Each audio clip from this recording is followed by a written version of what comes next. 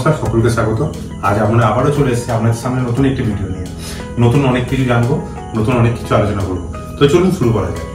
তো আজকে আমরা জানবো নার্সিং নিয়ে। নার্সিং ব্যাপারটা সম্পর্কে আপনারা সকলেই অবগত। নার্সিং এমনই একটা জায়গা, এই নার্সিং এ আপনি যদি প্রশিক্ষিত হন তাহলে কিন্তু আপনি অবশ্যই একটি প্লেসমেন্ট পেতেই পারেন। এটা একটি উল্লেখযোগ্য বিষয়। এর আগেও আমার অনেক পরিচিত আছে, বা এর আগেও যারা নার্সিং এর সঙ্গে যুক্ত ছিল তারা কিন্তু প্রত্যেকে কোথাও না কোথাও প্লেসমেন্ট কিন্তু পেয়েছে। সুতরাং আজকে আমরা এই নার্সিং নিয়ে আলোচনা করবো। তো আজকে নার্সিং নিয়ে আলোচনা করার আগে আমরা প্রথমে জেনে নেবো সরকারি নার্সিং।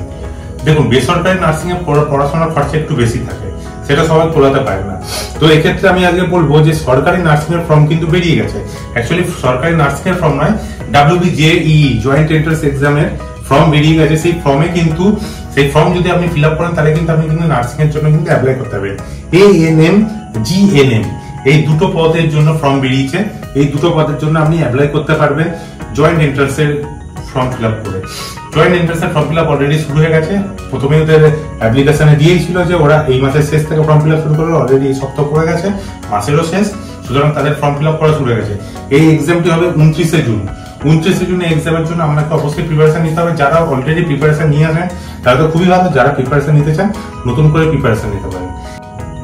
পশ্চিমবঙ্গ সরকারের স্বাস্থ্য এবং পরিবার কল্যাণ দপ্তর বিভাগের এই নার্সিং ডিপার্টমেন্টে এবারে কিন্তু 15,000 সিট প্রকাশিত হয়েছে। এই 15,000 সিটের মধ্যে আপনাকে পদ পছন্দ করতে হবে। এখানে দুটি আছে, যেটা হচ্ছে ANM এবং GNM। ANM এর জন্য কি লাগবে, GNM এর জন্য কি লাগবে, আমি দুটোই পরস্পর আপনাকে বলছি, একটুখানি শুনে নিন। এরপরে বাকি লিঙ্ক আমি ডেসক্রিপশনে দিয়ে দেবো, সেখান থেকে আপনি পুরো ডিটেলস পেয়ে যাবেন। ANM এবং GNM এ দুটোর ক্ষেত্রে কিন্তু 40% নাম্বার লাগছে। উচ্চ মাধ্যমিকে যারা 40%, যেসব ছেলেমেয়েরা 40% নাম্বার পেয়েছেন তাদের কিন্তু ANM GNM তারা দুটোতে অ্যাপ্লাই করতে পারবেন। এছাড়াও পড়ে থাকছে হচ্ছে আমাদের ইংরাজিতে কিন্তু প্রত্যেকের 5 নম্বর থাকতেই হবে। ইংরেজিতে 5 নম্বর না থাকলে কিন্তু আপনি কিন্তু এখানে অ্যাপ্লাই করতে পারবেন না। এবারে একটু ডিটেলসে আপনাদের দুটি পদ সম্পর্কে বলে রাখি। ANM এ 40% নাম্বার পেতে হবে। এই পদে শুধুমাত্র তরুণীরাই অ্যাপ্লাই করতে পারবেন, মানে এই পদটি শুধুমাত্র মেয়েদের জন্য। এখানে ছেলেদের কোনো ভ্যাকেন্সি নেই, ছেলেরা এখানে কোনো পদে অ্যাপ্লাই করতে পারবেন না। এছাড়াও তাদেরকে বাংলা ভাষায় পড়তে এবং লিখতে জানতে হবে। 10 বছরের জন্য পশ্চিমবঙ্গের বাসিন্দা হতে হবে।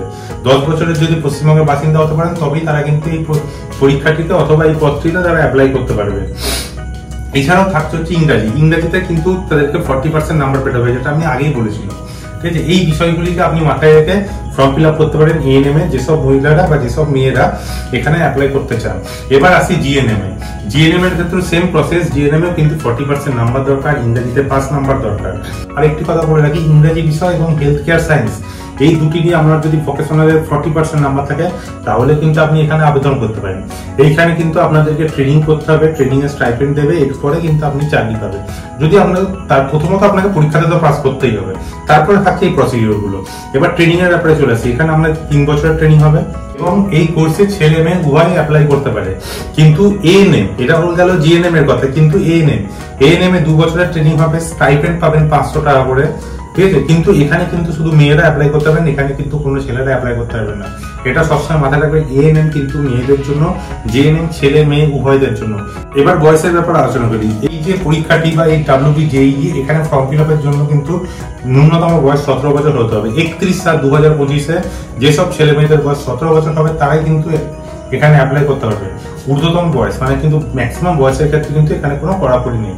আপনি একটা এজ অবধি, সরকারি ক্ষেত্রে 40 ইয়ার্স হয়, আপনি সেই অবধি অ্যাপ্লাই করতে পারেন। সুতরাং আবারও দেখা হচ্ছে আপনাদের সঙ্গে পরের ভিডিওতে। একটা কথা মাথায় রাখবেন যে ভালো করে পড়াশোনা করে অবশ্যই কিন্তু এই নার্সিং এর সুযোগটি হাতছাড়া করবেন না। আমার ভিডিওটি ভালো লাগলে লাইক, শেয়ার এবং সাবস্ক্রাইব অবশ্যই করবেন। ভালো থাকবেন। Thank you.